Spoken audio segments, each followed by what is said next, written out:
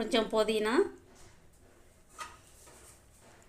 Cut చేసి పెట్టుకున్న కరివేపాకు, కొంచెం కొత్తిమీర అండి.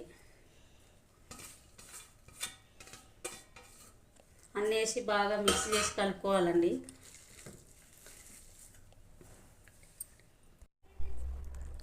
చూడండి, అంతా మిక్స్ చేశాను.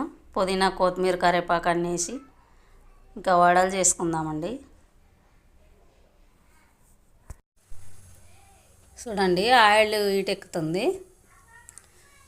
ఇలా ప్లేట్లో పేపర్ వేసి పెట్టుకోవాలండి.